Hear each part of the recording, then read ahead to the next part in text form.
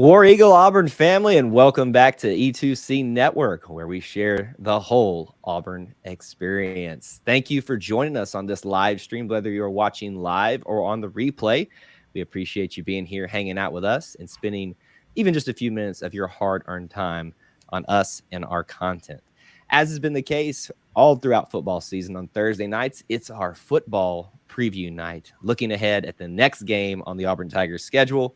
And yes, it's that annual matchup with the Bayou Bengals, one of our dearest and most storied rivalries. The Tiger Bowl renews, this time in Jordan-Hare Stadium. We'll be getting back together with them after that very eventful and fun matchup last year where we finally ended the streak down in Baton Rouge. But there is probably some revenge in store for us this year. We'll see. We'll talk about it a little bit. And we have a special guest on tonight to discuss that with us. We'll introduce in just a second. Most of you know the drill who have been here for quite some time. As you come into the live stream, do a couple things for us. Make sure you smash the like button if you're watching on YouTube, the retweet, the share button on all the other social media platforms. And make sure that you use this as your check-in period right now. Post where you're watching from in the comments section, city, state, international.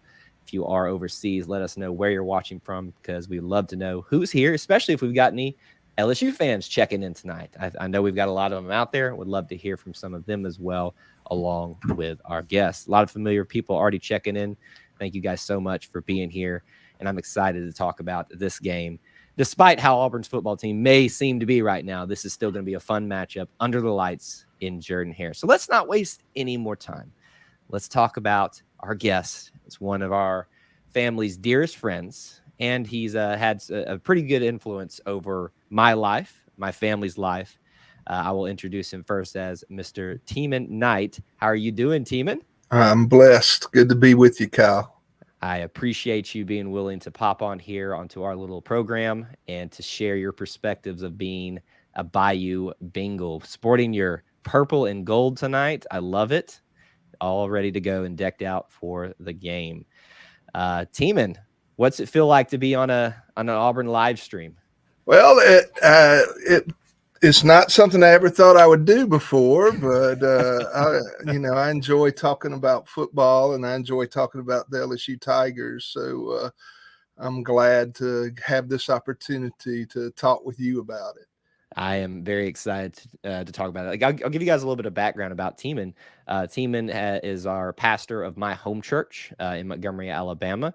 Even though I live somewhere else, I will always consider Heritage Baptist Church my home church. And he is one of the people that I value most in my life personally, but also in our family's lives. And we appreciate what you do there, Teeman. So I said everybody has to be on their best behavior because there is a pastor in the room. But I bet even a pastor can have fun with a little college football. I know that. And I know I had a lot of fun over the years talking with your dad about LSU and Auburn and a little bit of college football. Yes, it's funny now. If he were still around, he knew me in the starting days of the E2C network, but he didn't know, obviously, the YouTube side of it and stuff like that. It'd be interesting to hear his perspective and see what he thinks about all of this now doing alongside. But I know that I can't hold a candle to some of the discussions that he had with you, with others. He would talk people's ear off about anything, but especially his Auburn Tigers. Yeah, and I'm not sure he was always on his best behavior either, but that was another point. But we always had a good time with it. Yeah, I can vouch for that. I've seen him on his not so best behavior when it came to football. Probably where I learned some of my tendencies too. We're all human, obviously, and we let things get a little too important sometimes. But hey, that's the nature of being human. Let's dive into this thing. Not necessarily the game first, Teeman, but what I'd love to hear from you while we wait for some comments and maybe questions about this matchup coming in from some of our viewers. Just talk to me a little bit about the Auburn LSU dynamic. Oh, well, what is that like to you? Yeah, it's always been one of my favorite games. It's always been one of the most important games for both teams. And it has been some of the strangest encounters that have ever happened. I was in the end zone sitting in the end zone stands in 1988 when Eddie Fuller caught the pass from Tommy Hobson that became known as the earthquake game. Mm-hmm. I was there when the barn burned down in Auburn.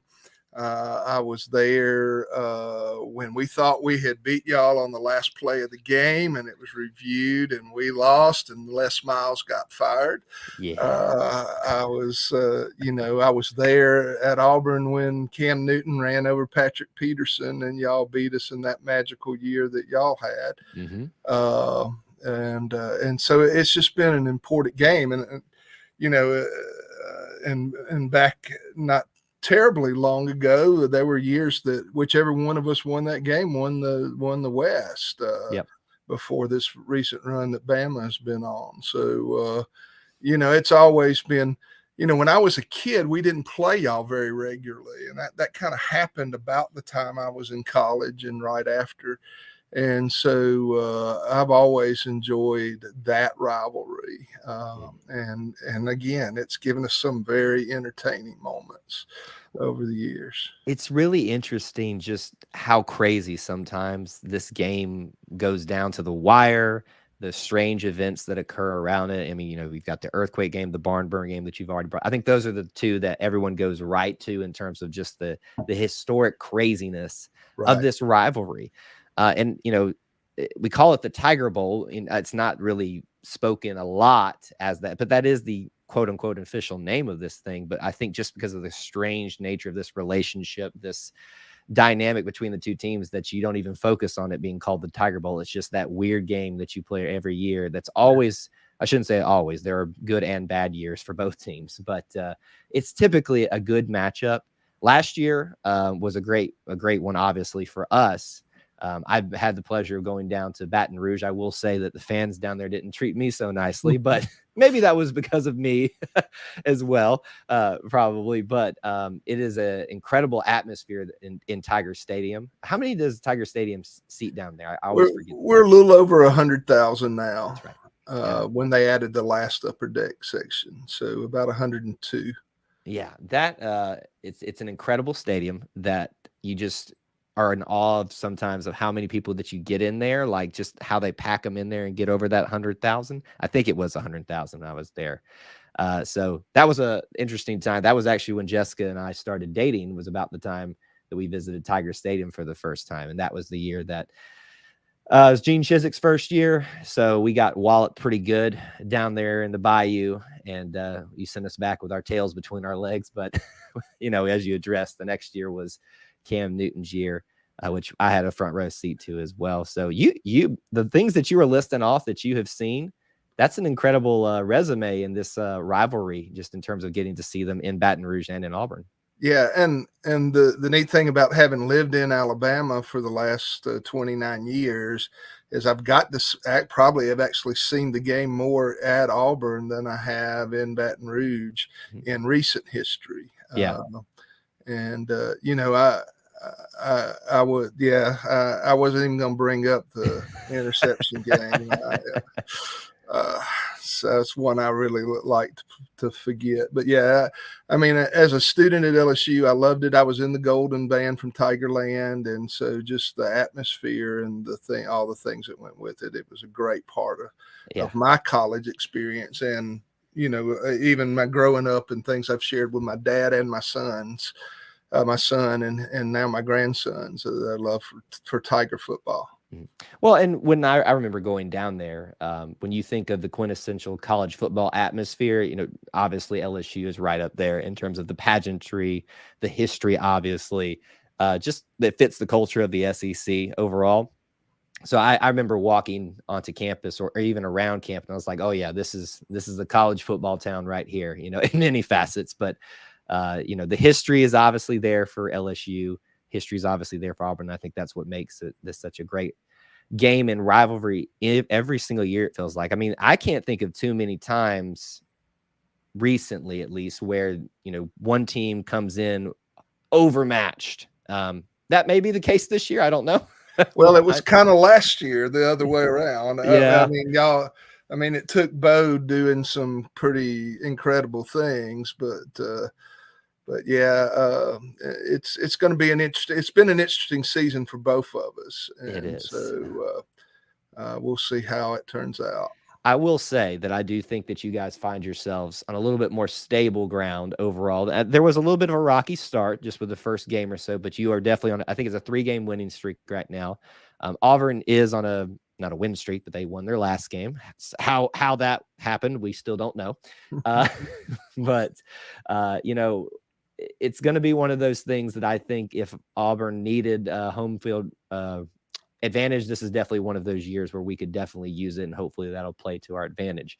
Before we keep diving further into that, I want to go back to a question that was asked a little bit earlier. I'm trying to find it. Here we go, because I knew this was going to be one of the big questions. What do you think of Brian Kelly so far?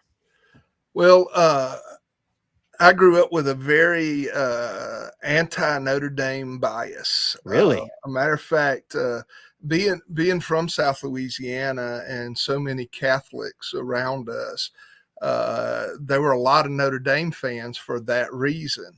And so my dad actually had a bumper sticker on one of his cars that said, "My 2 favorite teams are LSU and whoever's playing Notre Dame." And so when it was first announced, I had to kind of overcome some of that bias that it was just built into me of not liking anything Notre Dame. And but I've been extremely impressed. Yeah. He doesn't do anything unintentionally. And his attention to detail has been incredible. And he inherited a mess, 37 scholarship players. And to use, again, our depth and our total roster aren't quite what we're used to, but to use the transfer portal, though it was a little smaller class because of his last minute coming and recruiting, obviously, we're starting 4 of those true freshmen from that class. And 2 of them had one at left tackle, one at right tackle on the offensive line. I mean, that's almost unheard of. And so the quality of the guys he did get was very strong. And I mean, I've been really pleased with some of the guys from the portal and how they've meshed and how they've played. Yeah. But as far as he goes, I mean, I think that is the best leadership and the best attention to detail that we've seen since Saban was there. And I think there's no question of that. And it's quite a compliment. Yeah. And he reminds me a lot of him. So we're really, and I think LSU is fans in general are really embracing BK and his philosophy. And I think the team has. I think they've really bought in, and it's a lot more discipline. It's a lot more accountability than what we've had. And I think we're seeing the results on the field, that it's beginning to manifest itself in the way that the team is playing and the direction we're headed in.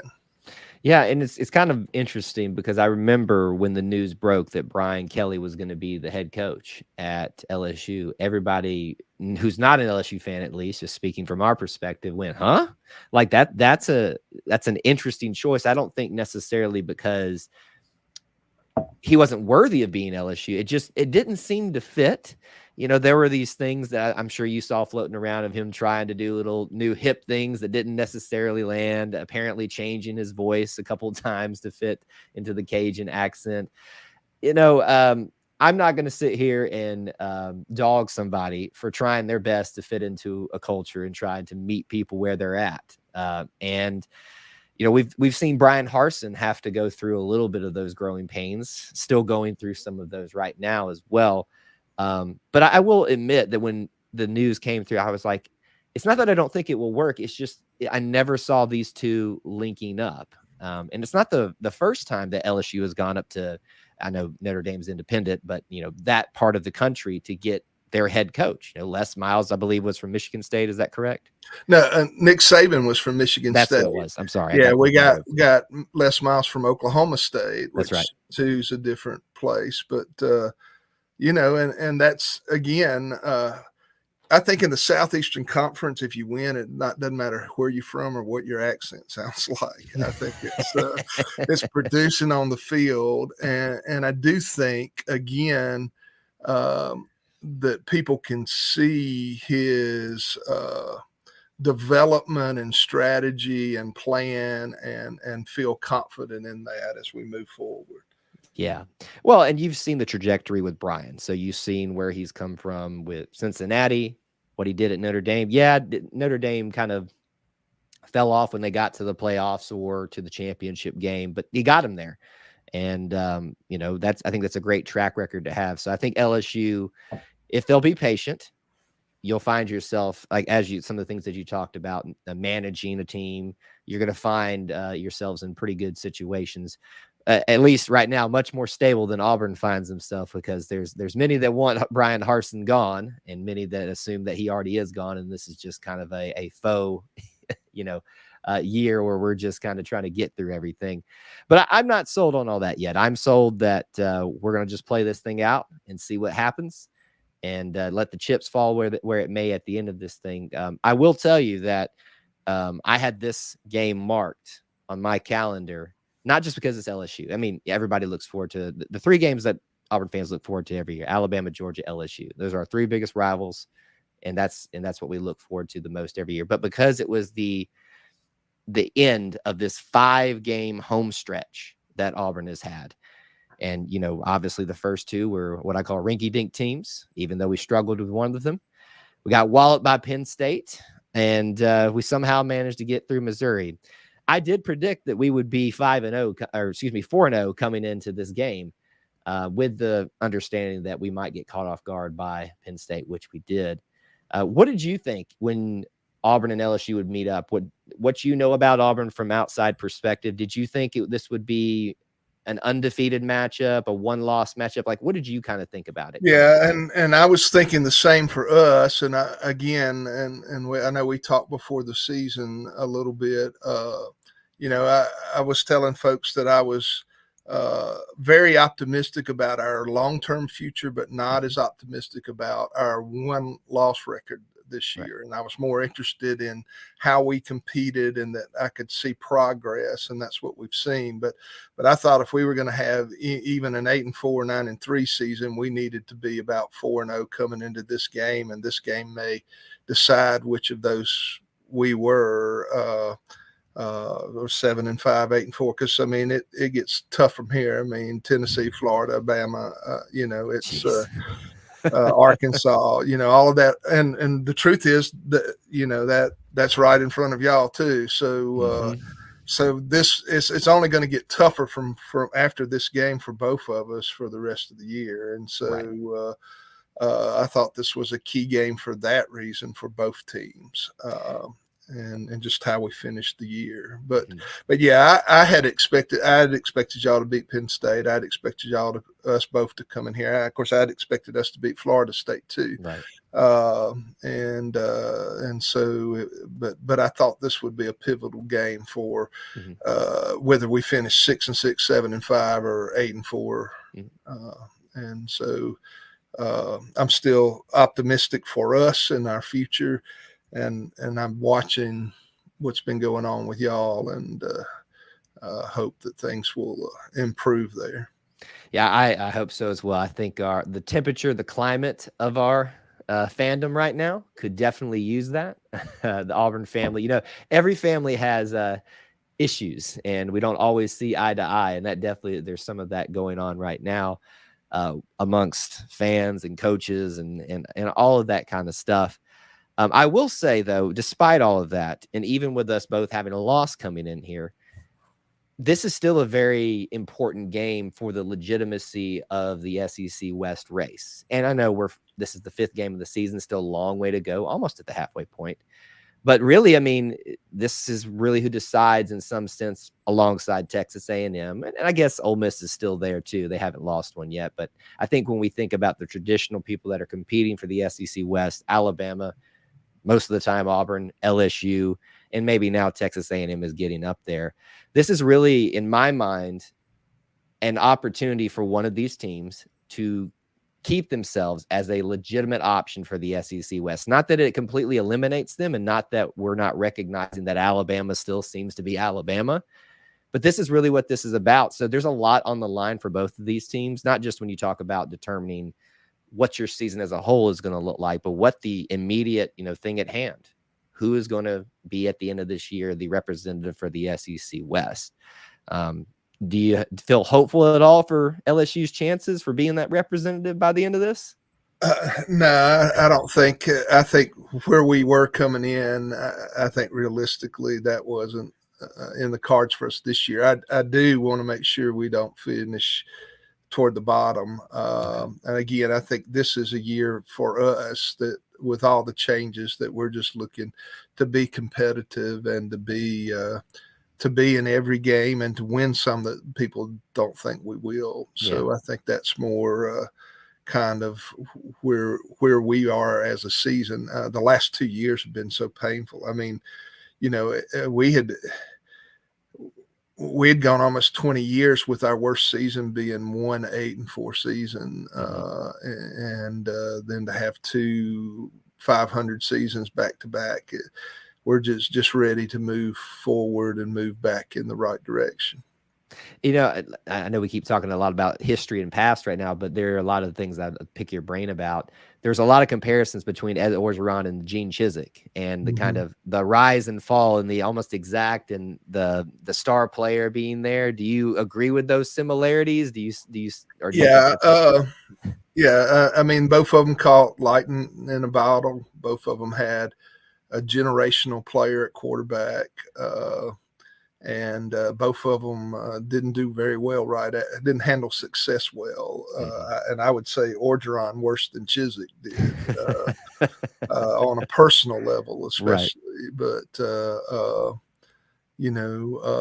I see a lot of similarities in there. And I see a lot of I've always seen a lot of similarities in our school. And we all have the same enemy. And we all both compete with them well. I mean, we're the two biggest threats they have most seasons, and and so I think we share a lot of commonality, and so I think a lot of LSU fans pull for Auburn a lot of time. I mean, the truth is, for us, it's better if y'all are healthy and good and competing for recruits with them on a little higher level.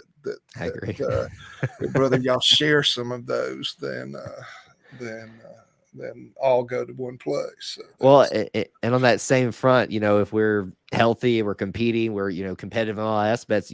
Someone brought it up earlier in the chat that Louisiana is sometimes forgotten as how rich they are of talent that they have down there. We think about Florida, you think about Ohio, California, Texas, of course, but people forget that Louisiana is just ripe. I mean, some of the best players that we've ever had, we've pulled out of the state of Louisiana.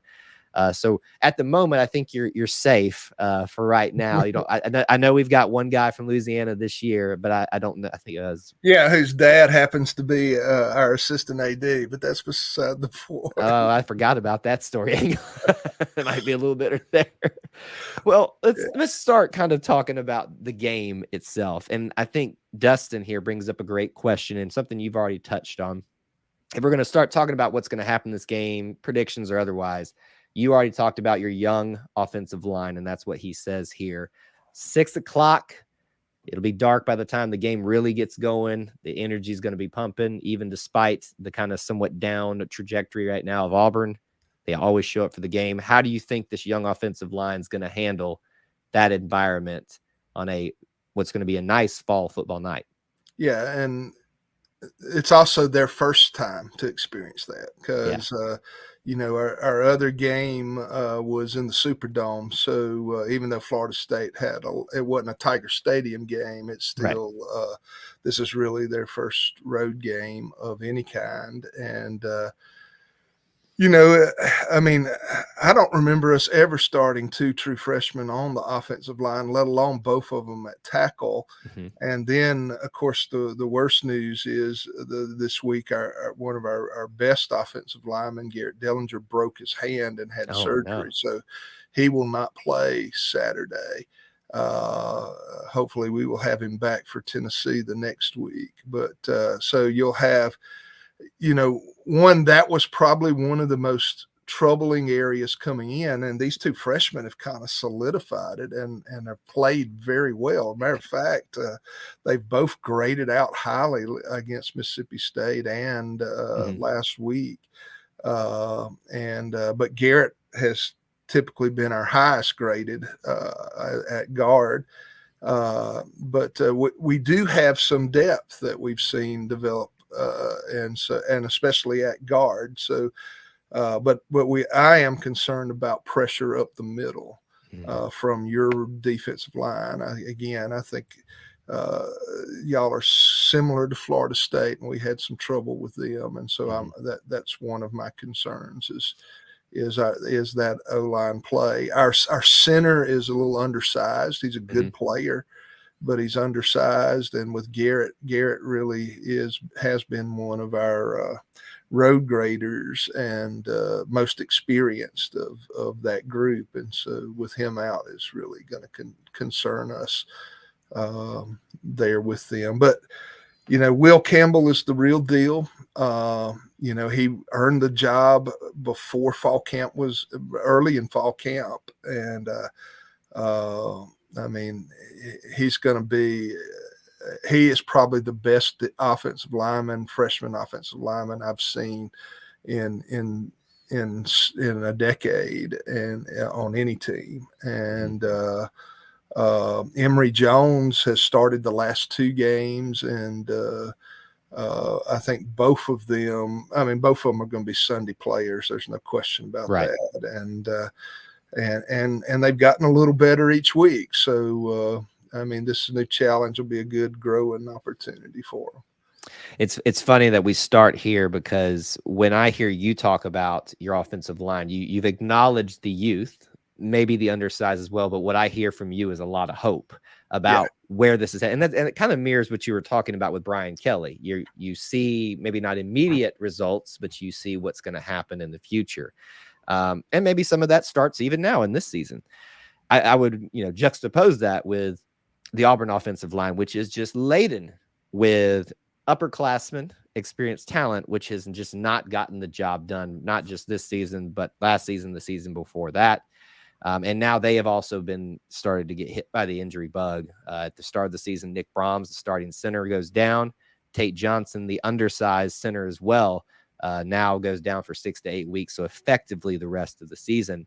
So which moves some of our depth pieces around a little bit. And apparently the word is now that I believe he was listed at, I got it right here, left guard Brandon Council will be moved over to center. I'm actually somewhat encouraged by that. I think he's probably one of our, as a senior, you would hope so, one of our better offensive linemen. How that'll play out at center, who knows? Because we just are having to piece this whole puzzle together on the offensive line and try to make something happen for it. So it's a unit that needed some stability, and it's hard to get that when you continue to be hit by the injury bug. And so it really seems like it's a tale of two offensive lines. You've got a young, inexperienced line that seems to show promise, and an experienced offensive line that has yet to show the promise that we as the Auburn family feel should be there at this point. I've continued to say, I believe they can do it. I hope they can do it. But I really think, if you look at this game, we've already kind of hit where this game is going to be won and lost, is whose offensive line creates more opportunities. Does the offensive line for LSU protect the quarterback so y'all can get some plays off? Does our offensive line create holes for Tank Bigsby, one of the best running backs in the SEC, but you'd never know it because he can't get a hole. So I think those are very interesting stories to look at right there. What do you know about Auburn's pass rush in terms of how it's going to combat? Like, do you know the names to look for? I've watched y'all. I'm forgetting the names right now off the top of my head, but I'm concerned specifically about your two inside guys. Yeah. Our guard play outside of the other side has been, we've had three different players play that left guard position. So now with Garrett out, The good news is now they all have experience, and they all played last year. So whoever steps in for him Saturday will have at least played in some SEC games, actually. Right. But it's just not the same, and that's where we're most concerned now. The one advantage that we have with Daniels is that he's extremely mobile, extremely fast, like 4.3 fast. So he does have escapability, but also he rushes things sometimes. I think he's getting more comfortable. Really to use our wide receivers, which is our strongest group, right. Defensive line and wide receivers were our strongest group coming into the season without question. And they've begun, and it's been better the last couple of weeks, but still getting to do much down the field has been a work in progress, and it's improving. But if he doesn't have time, that will not help that situation. Right. Some names for you to watch would be, you talked about the inside guys, and I would agree that's actually an area that if Auburn gets more push up the middle from our pass rush and run defense as well, that's going to be very problematic, not just for LSU, but for a lot of teams. When you look on the outside, you've got Derek Hall and Iku Leota, the transfer from Northwestern a couple of seasons ago, they're both lighting it up. And Derek had his best game of the season last week, getting an interception, nearly running it back. He's a very athletic, you look at if you look at a picture, actually, and I've got it on my personal social media somewhere, of Takeo Spikes next to Derek Hall, neither one of them have a neck. There's not an ounce of neck between the two of them. It's shocking how much alike they are. So those are the two names, that along with Colby Wooden. He's a defensive end, but the way we do our defense, they're kind of more so in the middle of the defensive ends with the edge rushers there. And then Marcus Harris would be, and Jason Jones would be some guys to watch to see if, for Auburn fans know that, but just from the LSU perspective, for those that may be watching when we talk about that dynamic. I'd like us to talk maybe about some more connections that we have here. We have some shared players in terms of history. Not that there's one that's going to be more pertinent to the game, but I'd like your thoughts on TJ Finley and his journey. And it doesn't look like he's going to be playing. That's the word on campus, that injury is still pretty nagging him. He is third listed on the depth chart for the week that I have from the athletic department, but just thoughts on TJ and his journey. Yeah, TJ is from Ponchatoula, which was actually one of the schools that my high school today was one of their current rivals and played, the one that I played for and went to back in high school. I thought he had a good season at LSU as a true freshman again. Got kind of thrown into the fire before he was probably ready, and wasn't surprised when he moved on with what's been coming up behind us now. Of course, that was before Miles Brennan got hurt, and then Max Johnson transferred. So, it's interesting. But, I was thinking that, TJ starting against us with motivation, and then we'll go to Texas A&M and let Mac Johnson start against us. It's kind of like all the old LSU quarterbacks playing against us this year for our rivals. So, from everything I've heard about him, a good kid, and I've been glad to see him have some success at Auburn, and I was hoping that he would be able to play. He is it's a bit of an enigma here. It's kind of that the grass is always greener mentality last year. I'm sure you've heard of the up and down relationship with Bo Nix, who's moved off to Oregon. He was everybody's biggest fan was for TJ last year, and it's kind of flip flop on him again a little bit this year. His biggest thing for us, and I've kind of moved to this discussion point, whether he's hurt or not, I don't think TJ is the best option for us, and that has nothing to do with TJ as a quarterback. It's simply kind of going back to what we talked about, the offensive line. He is a more stoic, more solid in the pocket type of guy, can use his legs, and has done it in the last couple of games before his injury. And but it just doesn't bode well for what the protection that our offensive line seems to provide. Doesn't bode well for a guy like him. So kind of like you talked about with y'all's mobile quarterback and Daniels, Robbie Ashford, who's now listed as the starter, he can run. Can he throw consistently is the big thing. And can he, not make freshman mistakes, kind of like you've talked about. So again, we talk about similarities. Right. They just abound for Auburn even this year in LSU. And I thought going into fall camp that Nussmeier would probably win the job similar ways. Not a freshman, not much experience last year, but was able to redshirt. But I think for BK's the thought decision, I think that mobility, because of what our offensive line was coming into the season, while I think it has exceeded expectations, those expectations were pretty low. And so I think that mobility had a big part of deciding who won that quarterback battle for us. Well, I want to keep it with the offense and talk about some more connective tissue that we have between Auburn and LSU. That is, for us, number 0, Coy Moore, who is getting his first start as an Auburn Tiger.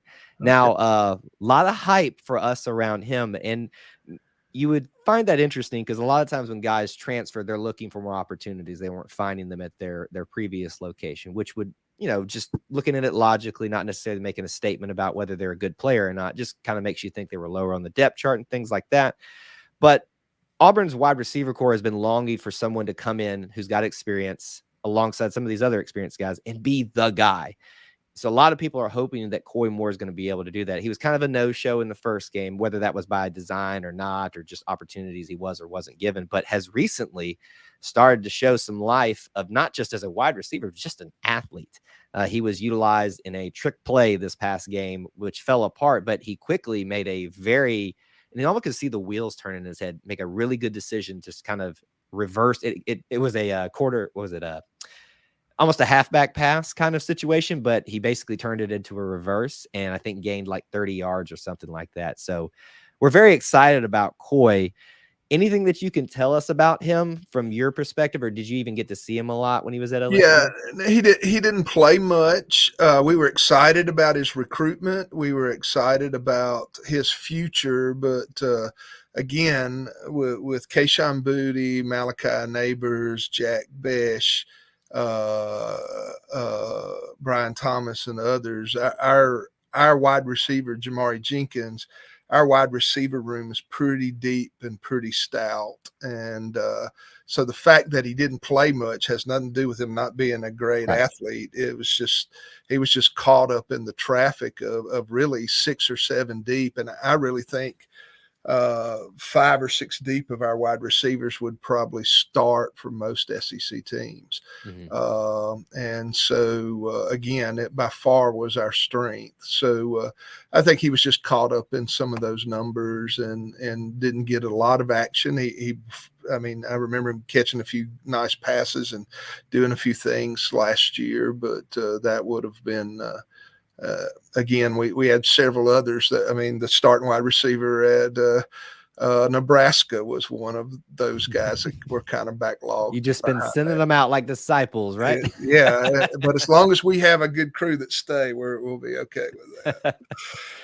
Well, since we're on the topic of wide receivers, we got to talk about the most notable member, at least in terms of non-LSU fans. I think everybody thinks of this one player, Kayshawn Boutte. Is that how you say it? Yeah, Booty. In Louisiana, it can be pronounced either way, Booty or Boutte. And he's been Boutte for the last couple of years, but he's gone back. He said, no, it's really Booty. So if that's what his mama calls him, that's what we've been trying to call him. Not going to argue with that. Whatever mama calls you is what you're supposed to be. Dynamic athlete. It seems like LSU always has that one guy. It's a Justin Jefferson. Well, they had 2 at one point, Justin Jefferson, Jamar Chase all at once. That was tough to defend.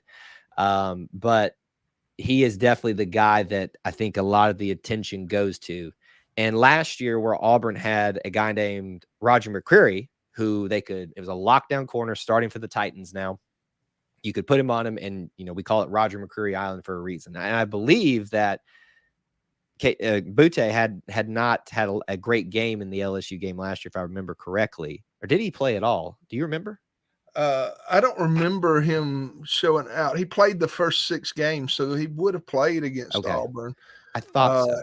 I think he got hurt the week following, and then was out the rest of the season. And so he's come back with a lot of, he came back with some rust. I mean, it had been a year and a half since almost a year since he had played. And the last 2 seasons, he's had pockets where for 4 or 5 games, he was almost unstoppable. But this year he hasn't quite found his stride. I tell you, you need to watch for. I mean, I really love Jack Besh, but you need to watch for Malachi Neighbors. I think he is. And I know what's happened is Kayshawn's getting double teamed almost the whole game, every game, and so that's freed up Malachi Neighbors and Jack Besh, and we've got a freshman tight end, Mason Taylor, whose dad is a Hall of Famer in the NFL, was a defensive lineman, but he has done well, been catching 3 or 4 passes a game and performed really well as well. And so I think the attention Kayshawn's drawn has freed some of those other guys up. And I think he's been a little frustrated that he hadn't really had that breakout game like he had. I mean, there were 3 or 4 games in a row that he went for about almost 200 yards a game. And so, and I think some of it is scheme and a little different style this year, but that it impacts that too, but also sharing the rock with all those other guys. Yeah. And so, but yeah, I mean, he is as advertised. I think he's like a Jordan Jefferson, but he just hasn't had that breakout game this year. Right. Well, Neighbors is another name that I do recall even Coach Harsin talking about in his press conference, that he was concerned about guys that they've got to scheme around and plan. You plan obviously for every player for every game, but there are certain players when they come along in that particular matchup, you pay extra special attention to. So in my mind, if I'm Coach Harsin, your best cornerback is Nehemiah Pritchett. You put him on him as much as you can, but if they can create some mismatches for Neighbors or Butte with Jalen Simpson, he's a great athlete at cornerback, a little bit suspect. DJ James is the young up-and-comer cornerback who has been really coming on these last couple of games. That could be some mismatch, even though both of those guys show a lot of promise and a lot of athleticism at cornerback. It might be a little bit much when it comes to Neighbors and Butte. So those will be the matchups that everybody is eagerly watching. One thing that I haven't heard you say a lot about, or even any LSU fan, how is the run game going for LSU? What can we expect out of that? It's been average. Okay. Some of that's offensive line. Some of it is we just don't have that Leonard Fournette, Clyde, Hilaire. We just don't have that kind of running backs that we're used to having. John Emery has all the potential in the world. He's a senior and still hasn't really realized it. Right. Noah Kane came in. Our most consistent back for the year, Armani Goodwin, messed a hamstring up last week and will not play Saturday. But Emery is just back from an academic suspension, and so he's only really played in the last couple of games and is really just kind of getting his stride back. But Noah Kane had a great game last week, and we've put up a couple hundred yards each of the last couple of weeks, but Daniels has been a big part of that too. He's been averaging about 80 yards himself at quarterback running. But yeah, our run game last week, the last 2 weeks has been against Mississippi State. We still average 5 yards a carry, but it's just not been what we've been used to. And I think, again, some of that's offensive line. Some of it is we have more of just an average kind of backfield. Yeah. but again, our difference makers are those wide receivers, Yeah. and we just got to find ways to get them the ball more. Well, I do want us to talk a little defense before our time runs out here. And I guess one of the things that LSU is known for, athletes across the field, and definitely wide receivers this year. What's the defense look like for you guys? Because I guess on top of that, how do you think they're going to fare switching from a team like Mississippi State, which is air raid, all mainly through the air, and then now Auburn, which we're not even sure what we are, but in some ways with Tank there, you think that's a run game focused team. How do you think LSU's defense is going to fare switching from those two different dynamics of focusing on the pass to maybe focused on the run? Yeah, I think that's our strength. Mm-hmm. Now, we lost our best defensive player the first series of the first game against Florida State. I remember Mason that, yeah. Smith, on a kind of freak injury, but our defensive line may be the best one we have had in a decade or two, as far as depth and consistency. Ojulari and Gay are two of the best. They're two of the best defensive ends in the league. And we've got, even without Mason, we've got a good middle play. Wes Weeks has really stepped it up. He was freshman all SEC last year at South Carolina and was a transfer portal to us. And so he's been starting the last 2 weeks in Mason Smith, or 3 weeks in Mason Smith's spot, and has really begun to come around. Jacoy Roy is the other middle guy that just is really a good dominant player. So I think, and then Harold Perkins, and you got to watch Harold Perkins. He's the true freshman linebacker. They've done a good job of putting him in right positions to be successful. Not asking him to do too much, but really just pointing him at a target and letting him hit it. And he's done extremely well against Mississippi State in pass coverage and rushing the passer. And he's number 10. You just watch for him. He is going to light some people up, and it's just again, he's lived up to all the 5-star. He was top 10 player recruit last year in the country, regardless of position, and he's lived up to all that hype. Yeah. I mean, that's just one thing that I've always associated LSU with is defense, run game, especially, when you think of Leonard Fournette, Clyde Edwards-Helaire, who is one of my favorite LSU players, if I can say that, in quite some time, just with his story and how he's even successful now at the NFL level. But yeah, defense is one of those things that always concerns me when Auburn comes up against LSU. Not that we don't have a great defense. I think we do. Definitely shown a lot more promise than it did last year when we gave up I don't know how many points it was now, the Mississippi State game. I hope you didn't watch that one, because that one I experienced that one in person, and it was very frustrating to watch. But I get the feeling that this game is really going to come down to, for both teams, whose defense was better and whose offensive line was better. And I got to say, right now where I'm sitting at, I do think that both of those categories slightly favor LSU right now. And it doesn't necessarily mean I'm going to predict a win, but we'll get to that in just a little bit. But I do think those are the most important areas, and I think LSU does have a slight favor in those positions. I do obviously believe the magic that Jordan-Hare provides. We've seen miracles, we've seen prayers, we've seen everything else happen in there that just doesn't make sense. And you just never know what happens under the lights in Jordan-Hare, especially as we've come to find out in the Auburn and LSU matchup. Yeah.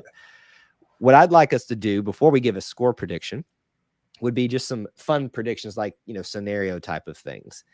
So actually, I did have someone bring up a great question. I wanted to, and this would kind of lead into that a little bit.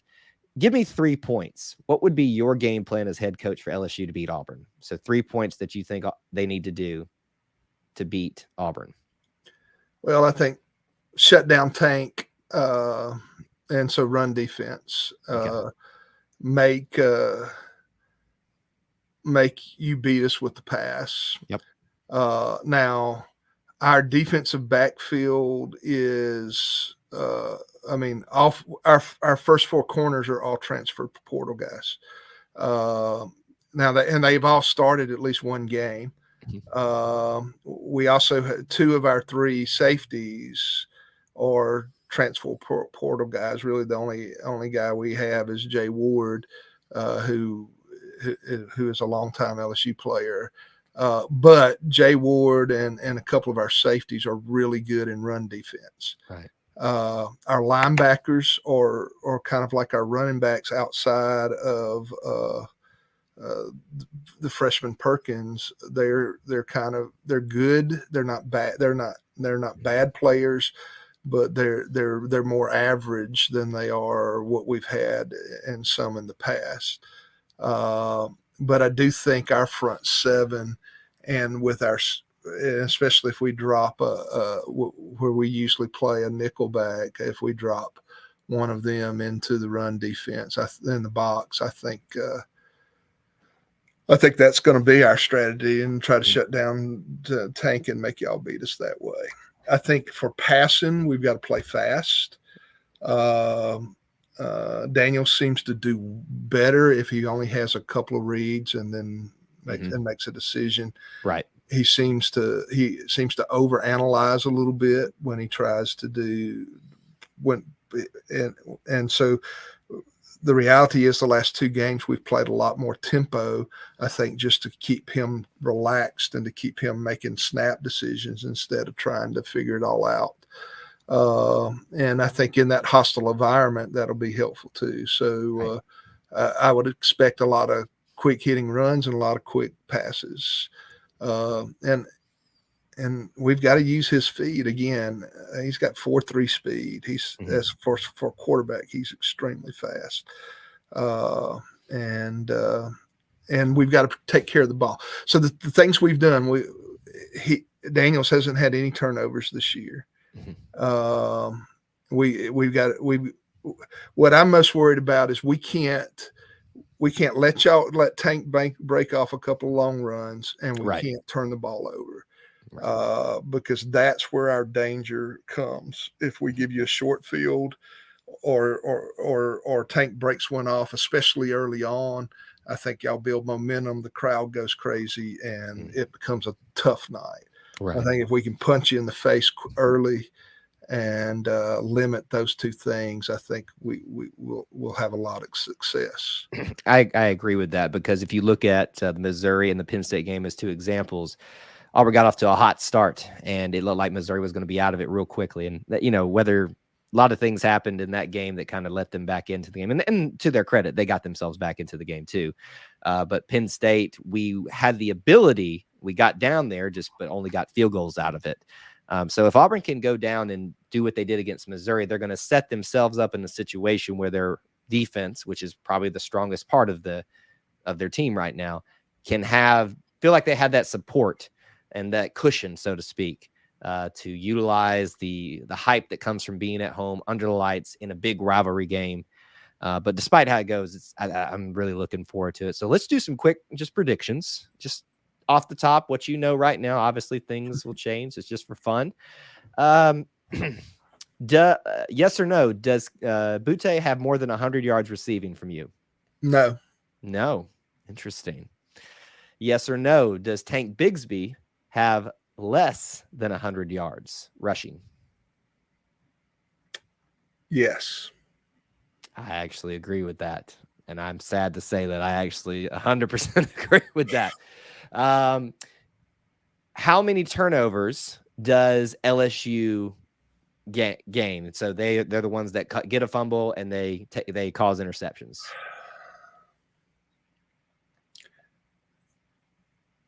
I think what I've seen with the quarterback is that if we can put pressure on him, I think he'll make a few poor decisions. So I'm going to say two. Two interceptions.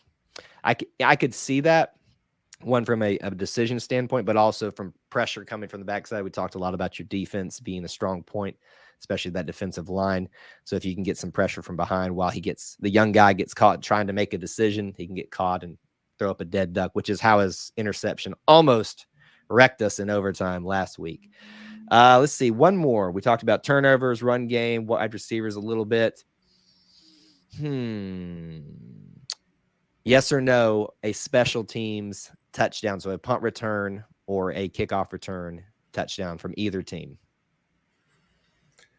Special teams has been our weakest area all year.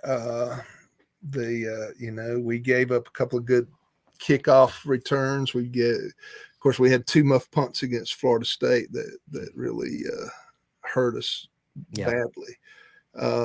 So I'm going to say possibly yes. I think we will have either a punt return or a kick return for a touchdown because especially our guy Keontae Scott back there on punt returns, he scares me a lot, but he's just itching to break one loose. So I truly think if when we talk about getting to a score prediction and stuff, and I asked you what the game plan should be for LSU, the game plan, in my opinion, for Auburn, get Tank somehow past 100 yards. Just make it happen. Get him past. In fact, if Tank is sitting somewhere in the 120 range by the end of the night, I'm going to feel pretty good about our chances because that means our offensive line stepped it up. Winning the turnover battle, that has been our biggest thing. If you look at, especially the Penn State game, yeah, we got kind of rolled over, but we created a lot of those opportunities for them by some stupid mistakes. So winning the turnover battle is going to be a big thing for us, and that's something that Coach Harsin continuously harps on. He gets frustrated about when we're not competing for balls when they're in the air. And I think making something happen on special teams. There's so many unknowns with the offense, especially the offensive line right now. You're going to have to really rely on things like that, taking advantage of maybe some advantages you might have on special teams. So with all that in mind, Teeman, it's time for score predictions. Would you like to do the honors first and drop a score prediction?